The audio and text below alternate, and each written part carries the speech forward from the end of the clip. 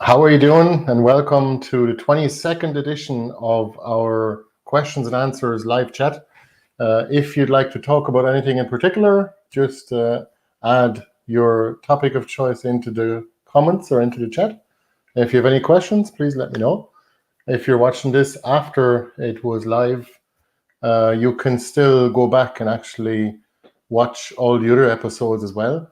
And you can join us next Thursday also if you have any questions that come up in the meantime. Anything to do with gardening, homesteading, chicken keeping, anything related really. So we'll just hang on for people to join. And remember, folks, if you have any questions, please let me know by putting the word question, all caps. And you can see I'm still in our temporary office here. And the background is a little bit mundane here. So yeah, this week it's been mostly just harvesting. Actually, I've been harvesting quite a few comfrey leaves. I just put out a video about it, and I'm drying them for to make things like oil. So you can make like an infused oil, and then to make balms and creams after that. And the comfrey roots, we're also actually digging those up now and splitting them, and we're going to grow those on for the rest of the growing season. I think there's 3 more months of growth in the comfrey, and the reason why we're doing that is because we need more comfrey.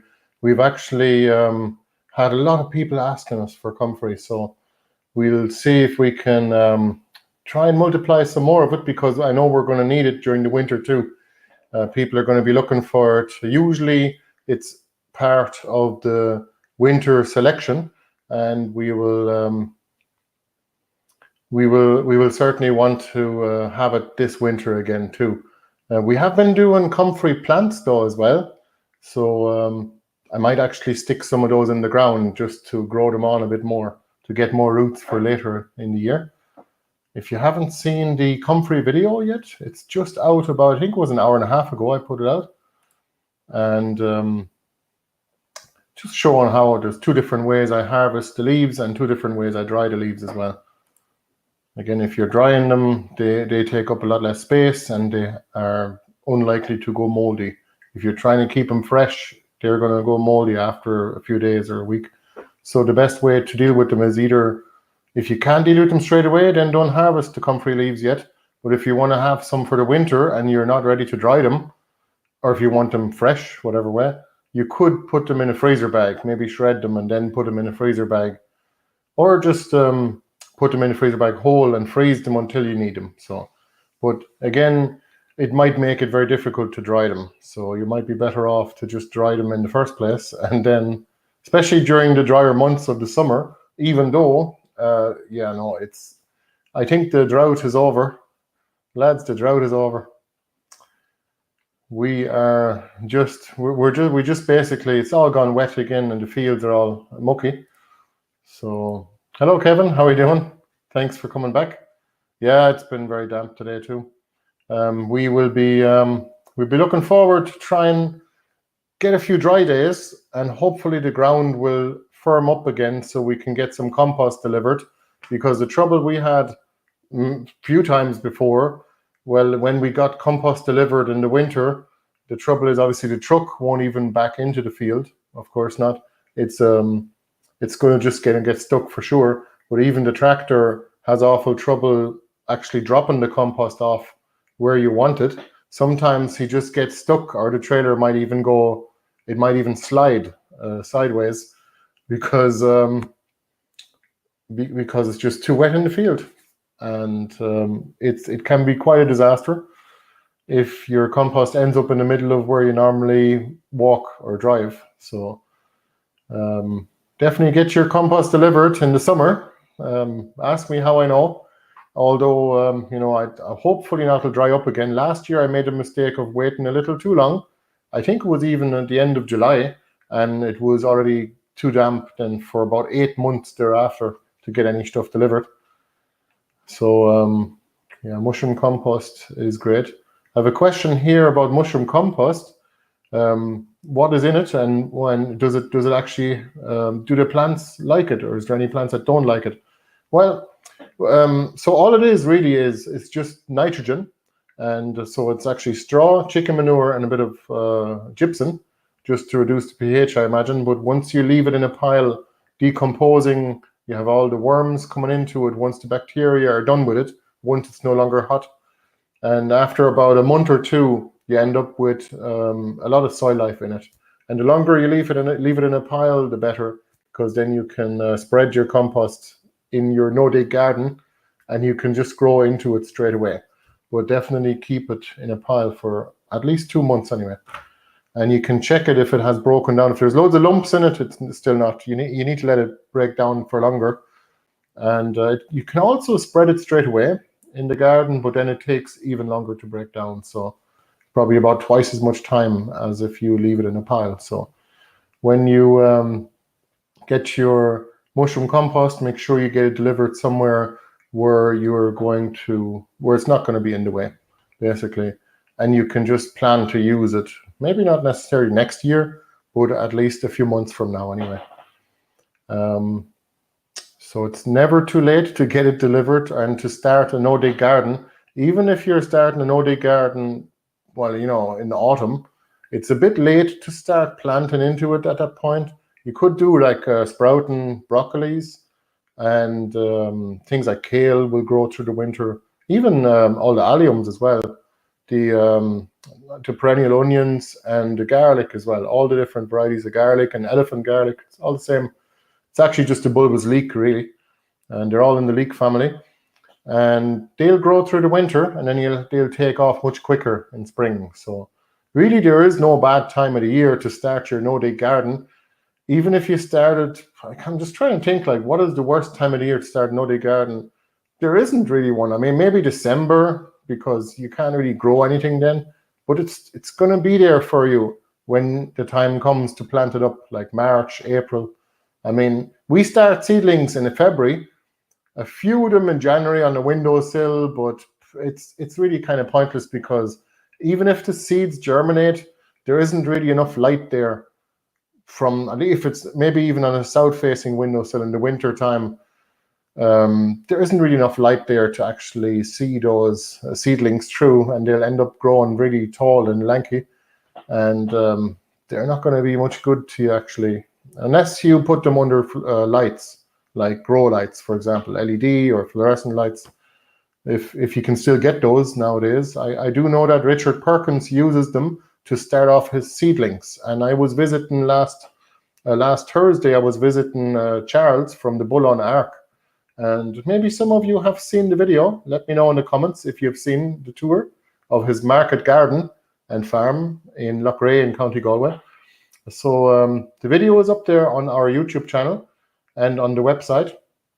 If you'd like to see the tour of his market garden, it's there.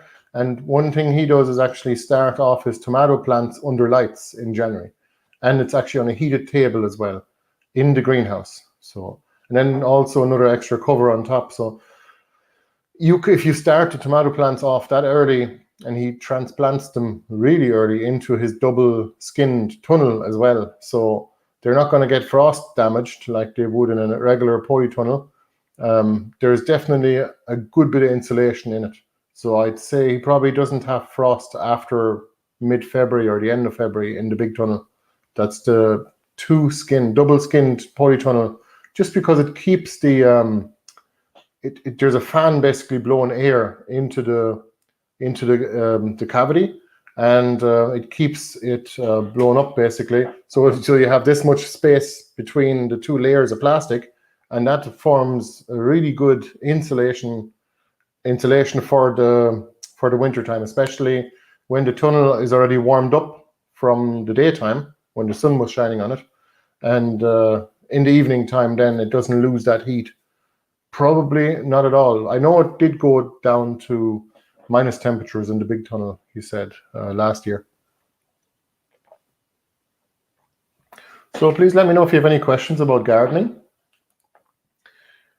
And if you are only listening to this on the audio, I'm going to be reading out whatever I put up on the screen so that you don't miss out.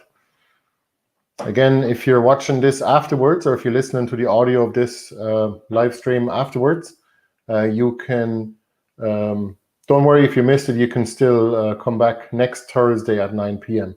and you can ask any questions you have about gardening and homesteading and chicken keeping and anything else that we make videos about.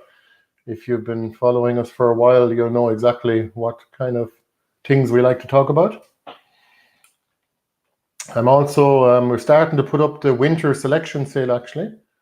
And I don't want to really make this into an advertising. I just want to tell you a little bit about the cuttings, because the willow cuttings, just the hybrid willow cuttings that we use in all of our shelter belts.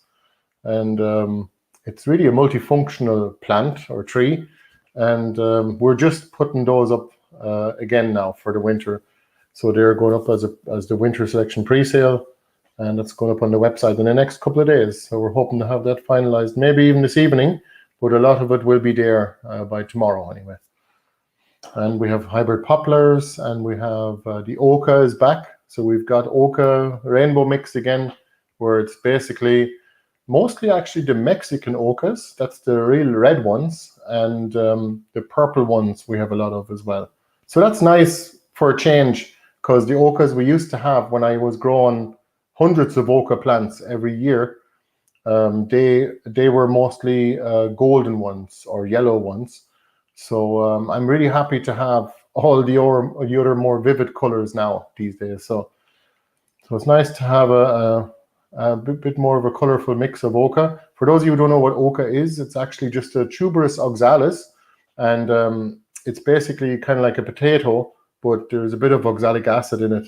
So you better cure it for a week in light before you eat it. And it's really nice to eat. I know myself and even our 6-year-old son actually always goes out there and eats them. And I'm always telling him when we don't have enough of them in the garden, I like to tell him that we can't be eating them. We can't be eating them. We need to keep them and grow more first. The Okas are nice. Yakons are grown as well. They definitely didn't grow as well as they did in the previous years. We didn't have much of a heat wave here in the Midlands of Ireland, so the tuberous plants didn't do as well as they could have. Like even last year as well. Last year we had only a week of heat, like real heat, maybe 25 degrees Celsius. For those of you living in other parts of the world, you'll think that's not very warm. But in Ireland here, we'd be lucky enough to get a week of hot temperature like 25. This year, I think it was only 4 days of 23 degrees or something like that. That's really all we ended up with. And it wasn't quite enough to justify putting up the old swimming pool out the back. But I did it anyway. Because the weather forecast said that there's gonna be a heat wave that will last for over a week, and it didn't. But anyway, so the sweet corn didn't do that well this year. I tried golden bantam. That's the variety. Because I've been growing northern extra sweet for years now, and it didn't do too well in recent years. So it's being battered by a late frost, or by the wind, or by a heavy rainfall. Sometimes even by the drought. A drought can actually make the corn fall over. Mostly it's not the wind actually.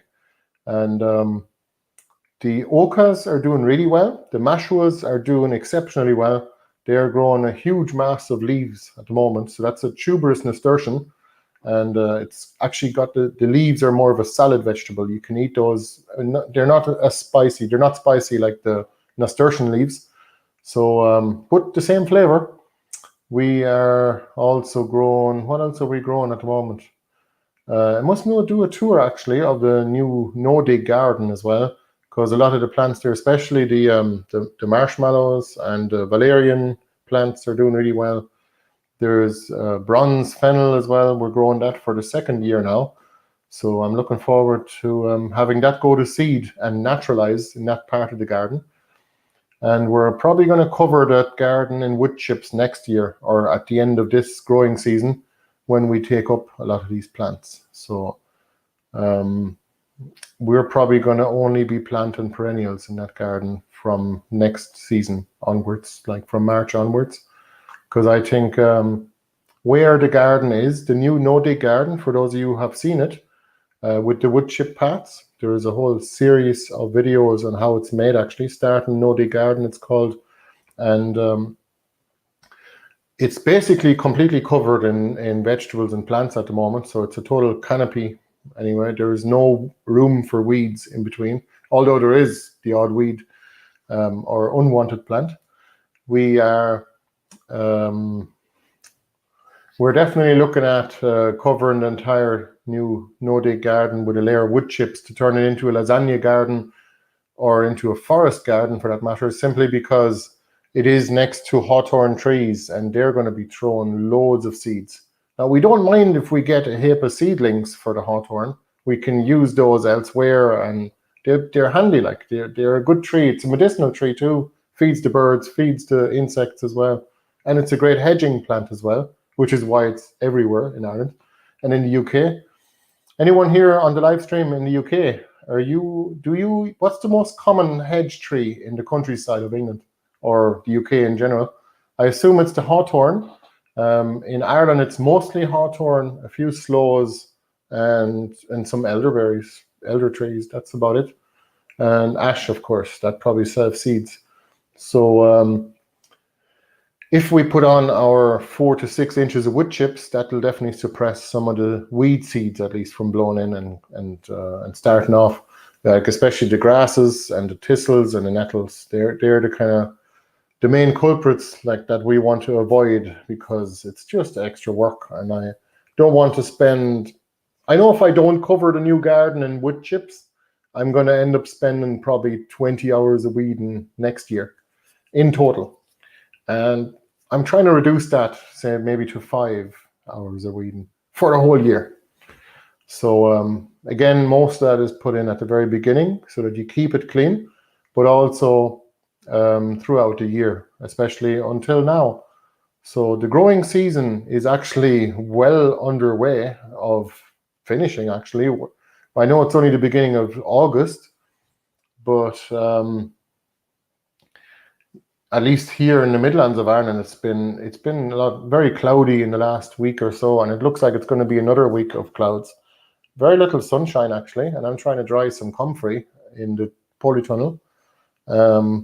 It's drying okay, but if it was sunny, it would dry much better. It'd be very hot in there, even though there's no doors and we've got plenty of ventilation. So, hello, Elizabeth. How are you doing? Thanks for coming back again. There's a question. Let me see here. I'm doing very well. Thank you for asking. We have tiger nuts.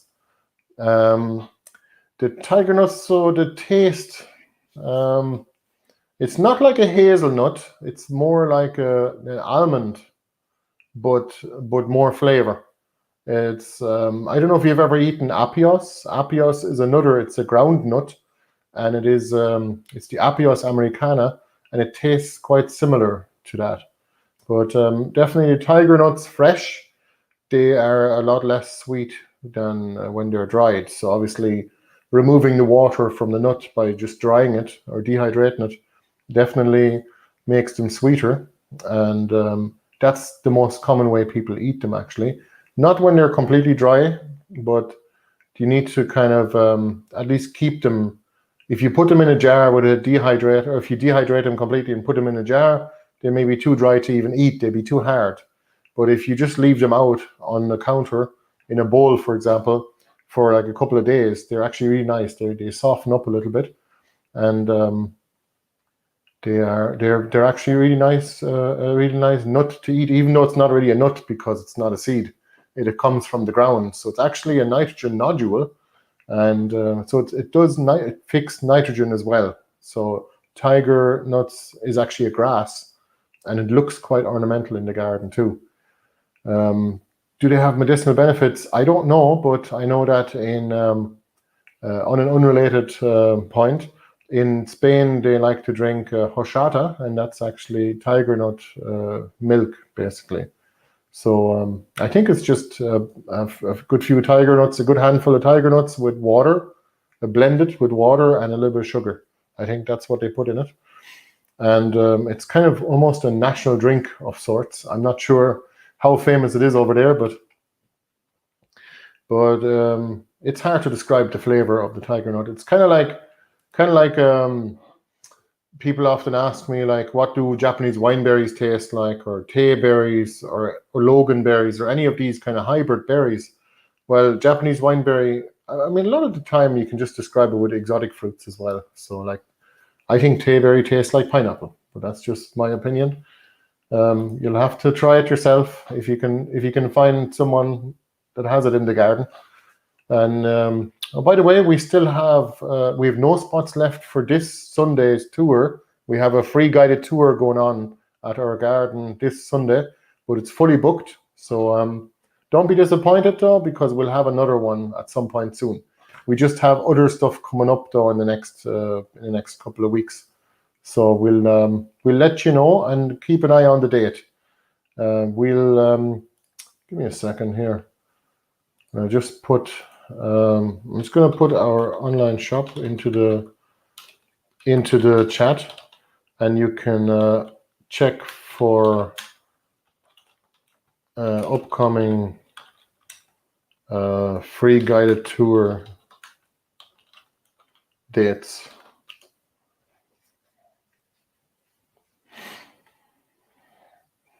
It should be the first item on the very top of the shop anyway, and it should be the free guided tours. And we usually do 10 people and hope that people are giving each other a lift, or that there's more than one party. Hopefully we don't end up with 10 cars, because that would be a bit much for our little car park.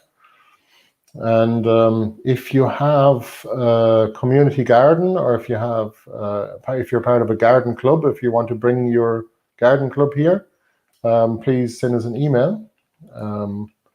We can try to accommodate you, although our weekends are very busy. It is literally stone mad the way we're going now at the moment. Now, we do have plenty of time in between, don't get me wrong, but there's just so much work to do out there. It is just, it's last month to do cuttings as well. So even starting plants from seed and cuttings as well. So I'm going to try and start as many cuttings as I can. And there's the email address, contact@gardensforlife.ie. So yeah, email us if you want to bring your garden club to our garden. We can give you a tour.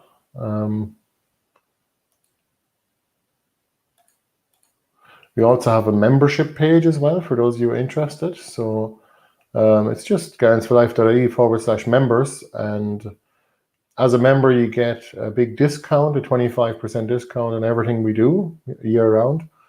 And you get other benefits. You also get free access to our no-dig online course as well, which is on the website, and a few ebooks that I wrote about no-dig gardening, and some other benefits too. So take a look at our members page to find out more. So folks, please let me know if you have any questions.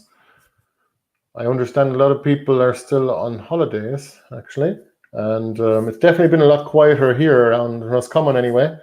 In the last few weeks, a lot of people have left, and it's always a right lottery. When should you book your holiday for? You have to book it kind of 6 months in advance, right? Especially if you're getting a house on Airbnb, especially in Donegal, like Bundoran or whatever.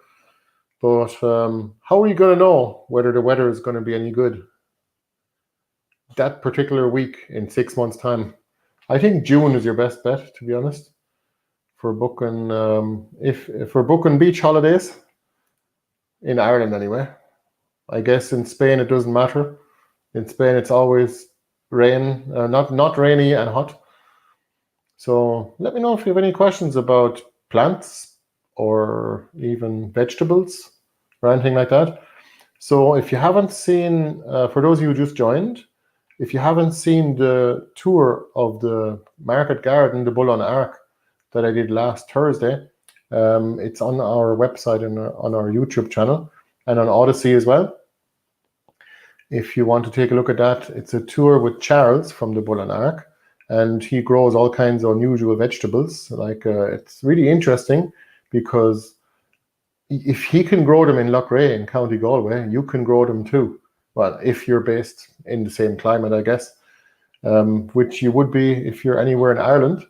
I'm just looking over here all the time just to see what's happening in the menu and on the chat. And no, it was a great tour and I learned a lot, that's for sure. And I'm so happy to be able to bring you guys along by making a video about it. I know way back when it wasn't that easy to make videos and to edit them. And YouTube wasn't really a thing at the time. It would have cost you an absolute fortune, and we're so happy even to host the videos online, but we're so happy to have YouTube now.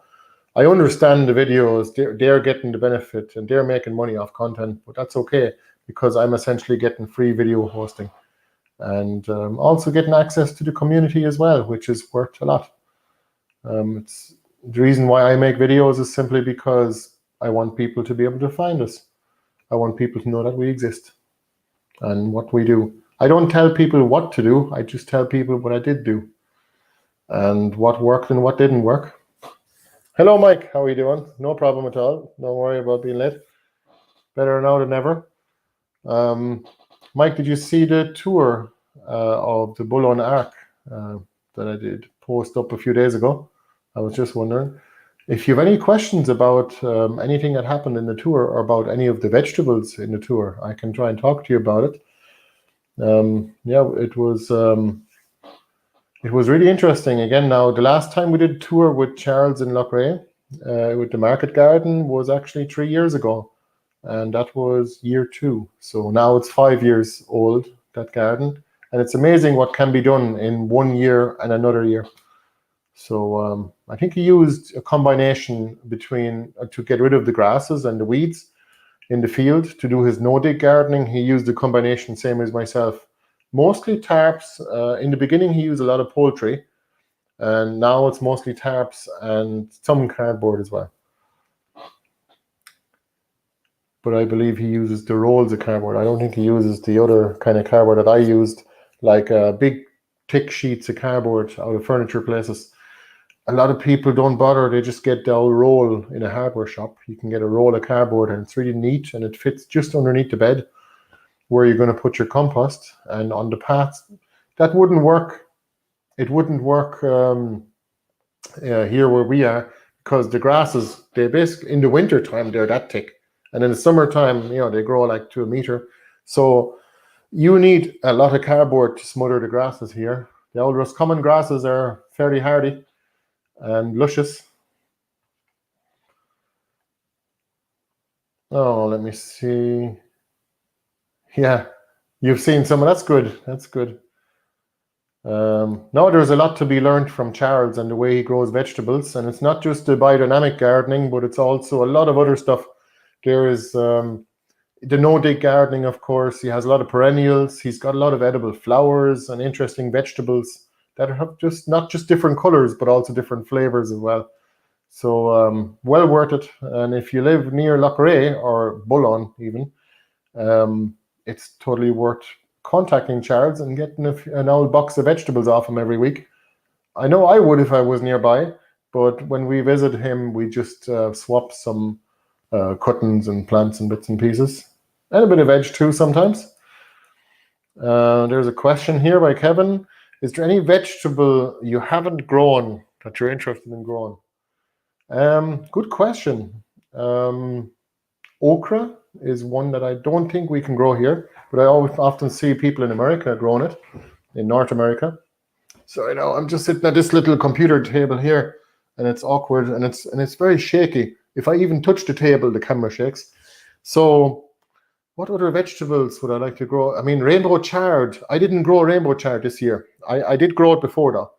I grew it for 2 years before last year, and it actually self-seeded in the garden, but now it has perished. So I need to start it again from seed in trays. So good question. What other vegetables? I know the hardy kiwi. Well, it's not a vegetable, it's a fruit, but that's definitely one of those plants. I'm also looking for grapes that will ripen outside. Like there must be some white grapes that are used in colder countries like Scotland, for example. If they ripen outside, if people use them to make wine. I don't particularly want to make wine from the grapes unless we get a lot of grapes. I don't mind doing it, but until we have enough to eat fresh grapes, then the anything extra we'll use for winemaking, because it seems like an awful waste to use grapes when you don't have a lot of them to make wine from them. But definitely varieties of grapes that'll ripen outside is something I'm looking for, because greenhouse space is always limited. And figs as well. The brown turkey is probably the most likely variety that'll work here in Ireland or in any cold, temperate coastal climate, maritime climate. They all do very well indoors, but the brown turkey does much better than any other variety that I've got anyway, outdoors. So what other vegetables is there? Just trying to think. Leek is something. I grew a few leeks last year, a very few this year.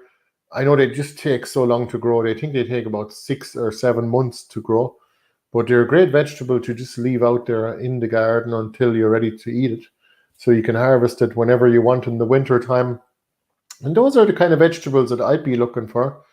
I don't really plant very many annuals, like annual vegetables, I guess.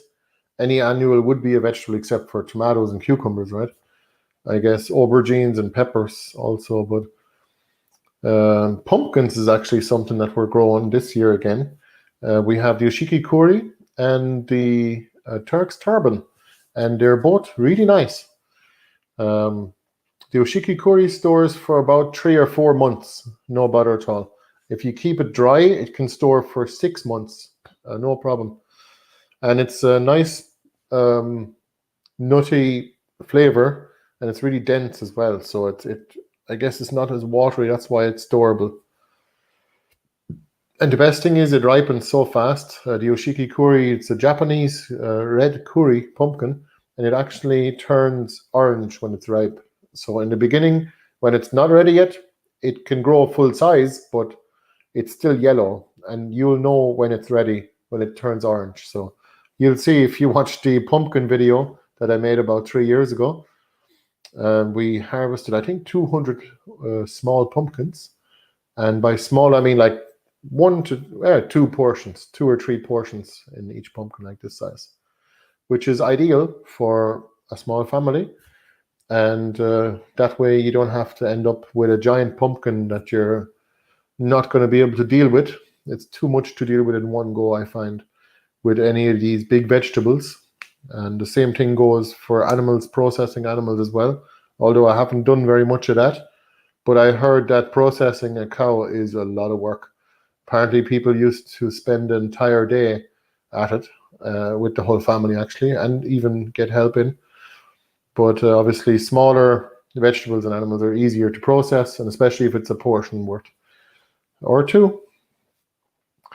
Celery is something I also want to grow again next year. Celeriac, didn't grow that this year. To be honest with you, I need more room. The new no-dig garden, I have half of it taken up with, actually a third of it is annual vegetables.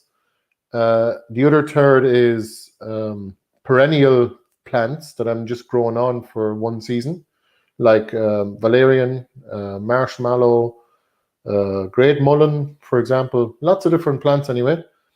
And what else is there? The tuberous vegetables as well. So you have the oca, the yacon, and the mashua.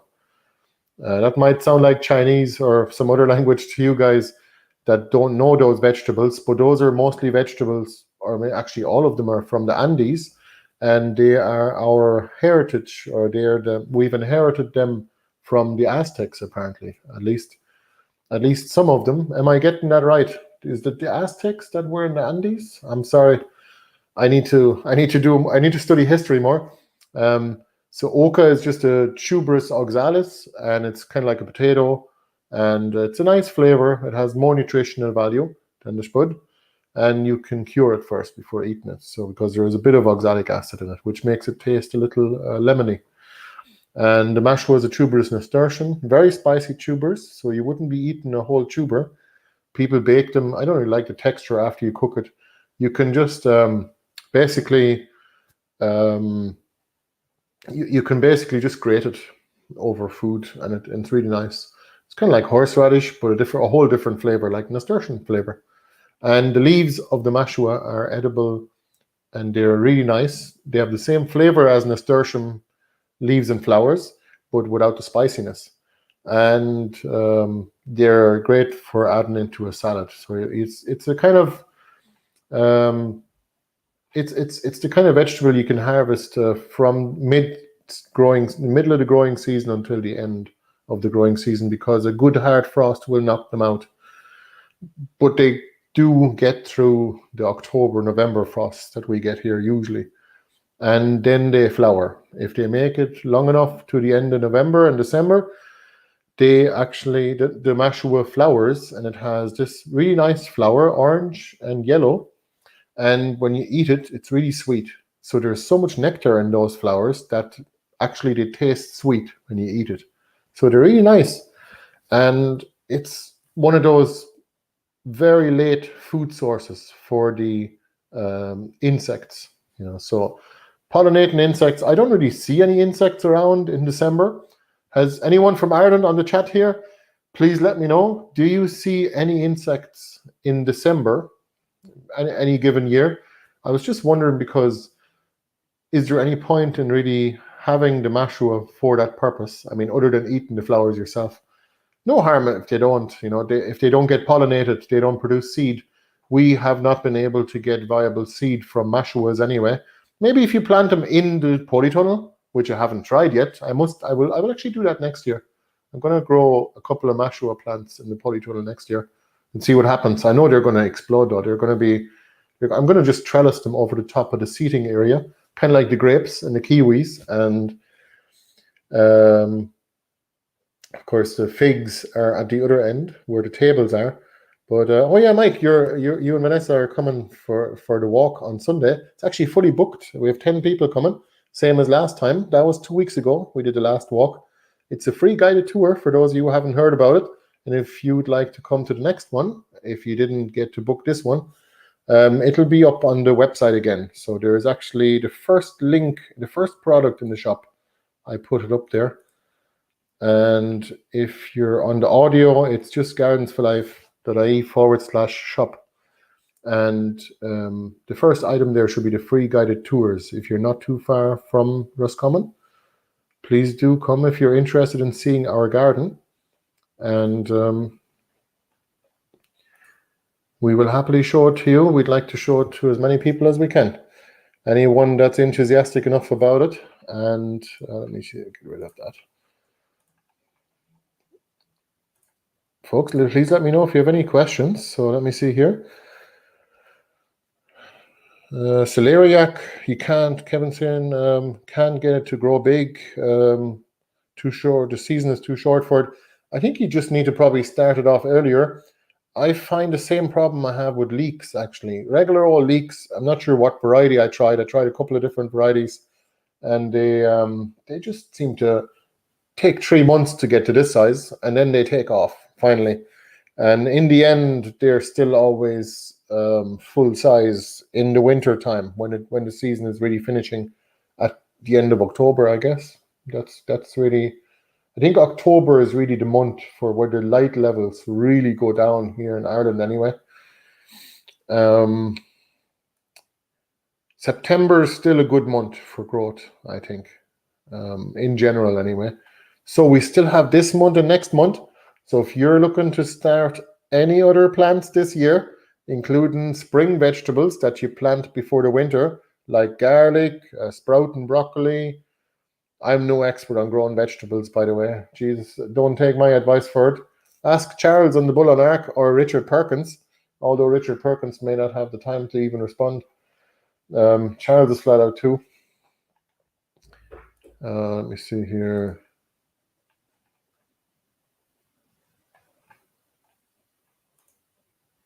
So folks, if you let me know if you have any questions, and I'll happily answer them in the chat, or let me know in the chat, I'll answer them in person. We're also live on our Homestead channel. Unfortunately, the Homestead channel has not been getting as much attention as it would have been nice to have, because I haven't been doing much homesteading at the moment, because I'm trying to make the most of the growing season, really. And what way do I put it to you now? I better start some more plants this month before it's too late, because I found that even mid-September is a bit too late to start plants off, because they don't really grow big enough to make it through the winter. So I better start as many plants as I can, especially Japanese wineberries. I haven't got enough of those. Also getting Jacob's ladder, and I'm getting more marshmallow plants. I've got 2 batches of valerian on, and I've got a whole pile of other plants. They're all up on the website if you're interested in purchasing any of them. And yeah, please let us know if you have any interesting plants yourself, and if you'd like to swap for anything on our website. We're very happy to barter and to swap. Oh yes, Mike, if you're still here now, please take a look at the website. Anything that's available, I'm very happy to swap for honey, of course, or whatever else you got. Anything at all that people can produce. We're always very happy to find other producers. We're not actually food producers, but we do produce a lot of things in the gardens, of course. A garden is a multifunctional thing, and plants are always handy to have for many purposes, not just for food, but also for herbal remedies as well. And one of those herbal remedies is the comfrey, which I just uploaded a video for 2 hours ago. I just showed how I harvest the leaves. You can use a knife, or you can use just do it by hand, and you can dry the leaves then in a dryer or hang them up. And by the way, for those of you who have seen the video, hanging them up in a bunch in the greenhouse works fine, but the stalks don't dry properly at all like that, at least not if it's not sunny, if the greenhouse is not warm enough. But I'm just going to separate them and put them in the dryer now, and I'm going to hang up more. So we're just drying a couple of big batches of comfrey, and we're going to be using those leaves when you're infusing an oil, whether it's a cold infusion or a hot infusion. We usually do cold for 6 weeks in a sunny spot in a jar, because it extracts more of the goodness, and it doesn't basically burn up any of it by heating the oil. But when you do use dried leaves or flowers rather than basically fresh leaf or flower to make your infused oil, you run the risk of having mold develop, because of course fresh plant material has water in it, and mold needs moisture to thrive. So if you're ever making any kind of oils, like infused oils to make creams and balms and things like that, comfrey is actually one of those that's used for that purpose oftentimes. Its traditional name is knit bone, so you can actually use it to heal your bones quicker. And I'm talking out of my own personal experience, because I broke my collarbone one time and I just put a cream on it. Bianca made a little cream for me, and we didn't have any dried comfrey. So here's a top tip for you. If you have comfrey in the garden, but you need it quickly, you just juice it. If you have a juicer, especially a slow juicer is ideal. We just juiced it, and then we use the juice and put it into a base cream and mix it. And that's it. That's all there is to it. And then you can just use it. But remember, that cream only lasts for about a month and it goes off. I'm not sure what it does when it goes off. I mean, we've had cream here that is over a year old and it's fine. But apparently it can probably go moldy, I guess, maybe if you're adding other things to it. But balms are much better. So balm is basically the same thing as a cream without the water content. So when we make balm, we haven't made any balm for like a year now. We need to make some. So there's different ones you can make actually. Marigolds are great too. Calendula, that is, for those of you who are not from the English-speaking countries. The comfrey cream actually is definitely something that's worth having. That's for sure. But when we're making them, we're basically just heating up the infused oil over a double water bath. So a bowl in a pot full of water, and we heat up the water, basically bring it to a boil almost, and slowly heat it up, the infused oil, in the double water boiler, and then we add our beeswax. And that basically amalgamates it, and then you can fill it into the jars hot, and then it'll settle, and then you can use it. The balms actually last much longer than the creams. So according to most books, it's actually 3 months, maybe even 3 to 6 months on the balms, and 1 month or so, 1 to 2 months on the creams.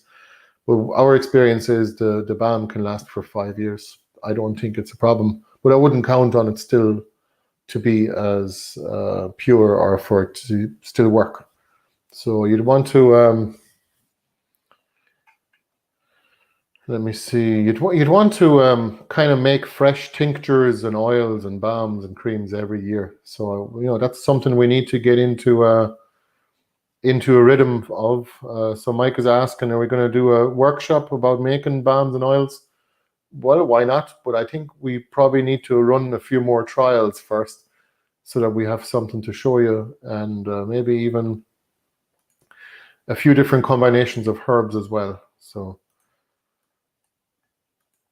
I mean, tinctures are actually something that we should include in a workshop anyway. We can run a herbal remedy workshop. I was often thinking about doing it. I've just been telling people about how to make them, and just haven't made any videos about it really. But why not? Yeah, let's do that. Mike and Vanessa, maybe you'd like to be our guinea pigs. Not literally, but maybe you'd like to attend our first herbal remedy workshop. We could maybe host something like that here. And actually, you guys don't know yet, but the smaller workshops, most of the workshops we run now, we actually don't put on dates anymore. We just ask people to contact us, and we'll agree a date instead. So if you'd like to go for a workshop, actually, I have an events page here. Hang on a second. I hope that's not the one I deleted. Oh, here it is. For those of you on the audio only, gardensforlife.ie/events. And let me just put that in here. Yes, it's on the comments now too, for those of you who want to click on it. Yeah, if you want, we can put on a workshop, Mike or Vanessa. We usually run the workshops at our house now, because a lot of them actually are practical workshops where we go and walk around the garden, for example, and we actually pick up ingredients and use them. So we can do that. We can also do workshops here at our place. So if you're interested, just send us an email and let us know what day suits you the best, Mike and Vanessa. So we usually run them. They're very small workshops, so we have a lot of time for questions, and also it just works better for us here at the house rather than at a public venue. So we are nearing 49 minutes here. Folks, please let me know if you have any questions. For those of you interested, if you need to, actually, here's a question. What is tincture? So a tincture, there's different ways to extract active constituents from a herb. A herb could be any plant, any part of the plant at all. The root, usually it's herbaceous perennials or herbaceous plants. That's why it's called a herb, I guess. But you can also use leaves and flowers off trees as well. But with regular old herb, like herbaceous perennials, we usually use the leaves or the flowers or even the root. Although I don't like using the root because then you have to take the plant. So with comfrey, that's not a problem because you can just split it and then you can grow it again from the crown divisions. So beeswax, yes, please, Mike, please. Beeswax would be awesome. We'd love some of that. That'd be mutually beneficial. And Bianca actually has a little bit of a range of oils, but only one or two from last year. We made some calendula oils as well, and Bianca made some balms and creams, and we also use basically alcohol. You can just get any spirit, neutral flavored spirit, ideally, like vodka, for example, and you can use it to extract active constituents from your herbs. So you can just basically put your dried herb or leaves or flowers into, or maybe even root, into your alcohol in a jar, and just make sure you cover the solid part, the herbs, completely with the liquid. And then you just close it. You don't need to close it completely. Yeah, we do. We do seal it. It's a sealed jar. And we put it somewhere with no sunlight and somewhere at room temperature. And that's basically how you make tincture. You leave it, you can shake it once a day for a week or two. And then after 4 weeks, it's done. And then you can filter it, or you can just take a bit of it and then top it up again, or leave it as it is. It can stay good for up to about 1 to 2 years, the tincture itself. But if you're using a dried herb, as I said, we have valerian tincture there that's like over a year old, and the herb is still in the jar, and it just gets better and it's stronger, like. But it definitely loses efficacy. Is that how you say the word? What's the word for, like, potency? Like, it loses some of its goodness over time anyway, that's for sure. So tinctures, generally speaking, you kind of want to make a fresh tincture of all the basic necessities, are like, you want to make those every year. Basically, probably echinacea tincture and valerian. And I can't really think of any other ones right now. A lot of them, you can just buy the tea on the internet as well, or in health food shops. And you can just take, that's dried herb, of course. And if you get good quality, especially organic or better, you can just use that to make your tincture as well. So, yeah, sure.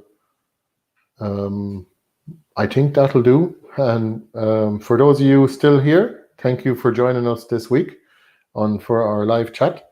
And if you watch this after it has been live, if you watch the replay of it, please join us next week, every Thursday at 9 p.m. GMT. For those of you over in America, I need to say what time zone we're in. And thank you for joining us this week. We are working on putting up the winter selection at the moment on our shop. It's just scansforlife.ie/shop. So keep an eye on that. And we're going to be putting up all the rest of the products too, including the willow cuttings. That's the hybrid willow. It grows really fast. It's great for those willows. We use them for kindling, actually. They dry really quickly as well. So you can use them for kindling. You can grow more trees out of the cuttings you get. You get a fodder as well. You can use them to make a privacy fence or even a windbreaker. So that's what we use it for. It's basically to create a quick shelter belt as quickly as possible if you want to kind of shelter your garden, or if you have a road frontage and you want a bit more privacy, or if you were living on a hill in the west of Ireland, on the west side of the hill, that's where our garden is. So we had to plant a little shelter belt, and that's the first thing I did actually 7 years ago, or 6 years ago. And I never looked back, because the willow is the best at covering the area quickly. Elders are really good for that too. Hybrid poplars. And we're also going to have all the tubers vegetables there back as well. So the ochas are doing really well this year. Yacons, not growing very quickly, not growing as they should. They're definitely a month behind, same as the corn. So I'm not sure if it's down to lower light levels because we've had a lot of cloud cover, but hopefully we'll get a good yacon harvest so we can offer more of them again later in the season. But if you'd like to support us, I know some of you guys watching are already members.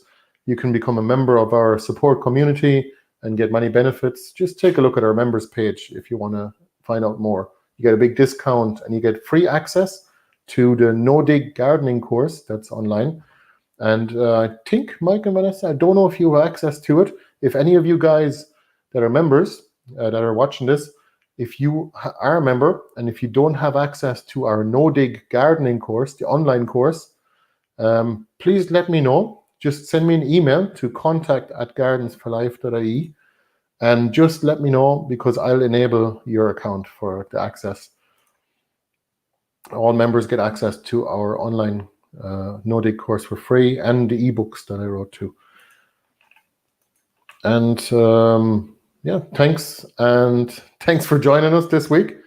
One more thing, if you'd like to join our email list, which is free of charge, please go to our website. It's just gardensforlife.ie, and just down the main page, you can put your email address in and subscribe to our email list. That way, you'll never miss anything that we do, because we're always going to be sending out a quick email a couple of times a week whenever something new comes up on the website. I know if you're on YouTube and Facebook and Instagram and all those lovely websites, you may or may not hear about us. You never know, because the algorithm always favors whoever has more views or whatever. So if you definitely want to find out when we have something new, please join our email list. So if you're on the audio only, it's gardensforlife.ie/subscribe. Thank you, guys, and we'll see you next week. Bye-bye.